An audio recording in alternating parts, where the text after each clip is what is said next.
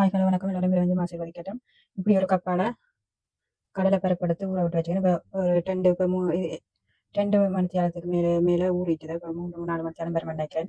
நீங்கள் 1-2 மணித்தியாலங்கான ஊற விட்டாலே காணும். ஊற விட்டு இப்போ வந்து கடலை பருப்பை வந்து தண்ணி ஃபுல்லாக வடிய வச்சுக்கிறேன். தண்ணி இல்லாமல் வடிய வச்சுக்கிறேன். இப்போ அதுக்கு என்னென்ன இப்போ இதை அரைச்சி எடுக்க போகிற மிக்சியில் ஒரு ஃபுல்லாக நல்லா பட்டை அரைக்கணும். மண்ணில் ஒரு 70% அரைப்பட்டா காணும். இப்போ வந்து அதுக்குள்ளே போடுறதுக்கு ஒரு கரண்டி பெருஞ்சீரகம், கருவேப்பிலை வெட்டி வச்சுக்கிறேன். 2-3 செத்தல் வெட்டி வச்சுக்கிறேன். ஒரு பூண்டு உள்ளியை அப்படியே கழுவி எடுத்து வச்சுக்கிறேன். 2 கரண்டி செத்தல் தூக்கல் எடுத்து வச்சுக்கிறேன். பெருங்காய பவுடர் கொஞ்சம் போட போகிறேன். உப்பு வந்து தேவையான அளவு போடணும். மா வந்து ஒரு கரண்டி, அது என்ன நீங்கள் எந்த கோதுமை மாண்டான எந்த மாண்டாலும் ஒரு கரண்டி சும்மா போடலாம் பச்சை மாவில். இப்போ மிக்சியில் கொஞ்சம் கொஞ்சமாக போட்டு அரைக்கப்போம். இந்த பதத்துக்கு கொஞ்சம் அரைச்சா காணும். உள்ளியையும் இதை அரைக்க உண்டா சேர்த்து அரைக்கணும். இப்போ எடுத்து வச்சுக்கிற எல்லாத்தையும் கருவேப்பிலை 2-3-4 செத்தல் வெட்டி வச்சுக்கணும். அது மற்ற செத்தல் தூள், உப்பு, ஒரு கரண்டி நார்மல் மா, மற்ற பெருங்காயத்தூள் எல்லாத்தையும் உண்டா போட்டு குழைச்சி எடுக்கணும். தண்ணி ஒன்றும் விடக்கூடாது. நல்லா குழைச்சி எடுக்கணும். இப்போ வடிவாக குழைச்சாச்சு. இதில் போட்டு சாமான்கள் உங்களோட ஆரோக்கியத்துக்கு ஏற்ற மாதிரி கூட போடலாம். நம்ம செத்தல் உரைப்பு கூட வேணாண்டா உரைப்பை குறைக்கலாம்.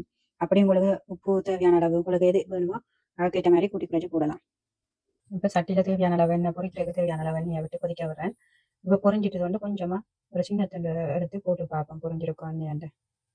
எண்ணெய் கொதிச்சிருக்கோம் செக் பண்ணி பார்த்துட்டு மிச்சம் எல்லாத்தையும் இப்போ கையால் சுட்டா நாங்கள் மெலிசாக குட்டியாக வச்சு போடலாம். கையால் அமர்த்தியும் போடலாம். சில நேரம் கையால் அமர்த்தி போடைக்க பெரிய துண்டுகளாகவும் விழுந்துடும். அதோட நான் இப்படி போடுறேன். இப்போ ஊரில் பெரிய சட்டி எடுக்க பொறிக்க வந்து நாங்கள் வந்து நல்லா கைக்குள்ளால் அமர்த்தி புளிஞ்சு போடைக்க அது கரெக்டாக இருக்கும். இப்படி குட்டியாக தடிப்பாக போடாமல் ஒரு சின்ன கொஞ்சம் கொஞ்சமாக போட்டால் வடிவாக புரிஞ்சு வரும். இப்போ சட்டிக்கு விடத்துக்கு போட முடியும், அவ்வளோத்துக்கு போட்டு வச்சுக்கிறேன். இப்போ கொஞ்சம் நேரம் ஒரு நிமிஷத்துக்கு கிட்ட அப்படியே விட்டுட்டு பிறகு கரண்டி அழகுந்தோம், இல்லைன்னா எல்லாம் உடைஞ்சு வந்துடும். இப்போ வந்து கஞ்சி எல்லாத்தையும் பிறகு விட்டுட்டேன்.